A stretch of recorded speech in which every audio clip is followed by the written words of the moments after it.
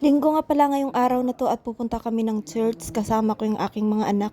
Sa pagdating nga namin dito ay nagsimula na sila. Ito nga pala ang simbahan namin. Konti lang kami nagsisimba ngayon. Minsan marami kami nagsisimba. Siguro busy ang iba ngayong araw na 'to.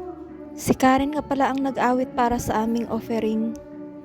Pagkatapos namin magsimba ngayong araw na 'to ay didiretso ako bibili ng semento para mapatapos na namin ang tiles dito sa simbahan namin. Pagkatapos ng simba namin ay dumiretso ako dito sa palengke para bibili ng mga lamas para sa aking tindahan.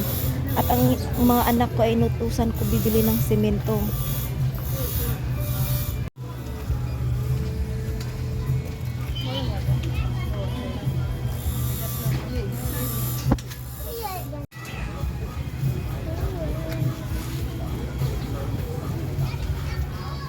Pagkatapos kong namili ng mga paninda ko ay dumiretso na kami dito para magmerienda kasi nagugutom kami.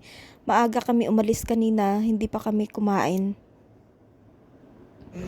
Ito na yung mga semento na nabili ko, pati na yung mga paninda ko ay dito ko na kinarga.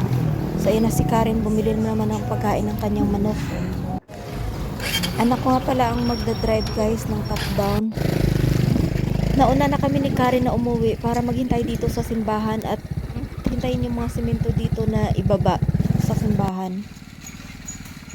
Dumating na pala ang anak ko, dala-dala niya yung mga semento na binili namin. Pagkatapos nun, dahil walang magbubuhat, siya din ang magbubuhat niyan papasok sa simbahan.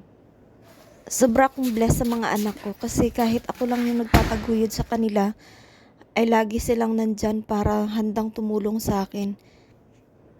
Finally, makumpleto na ang tiles ng simbahan namin at sobrang excited na kaming lahat na makita ang aming simbahan na kumpleto na ang tiles. So ito na yung simbahan namin. Yan na lang ang lalagyan ng tiles.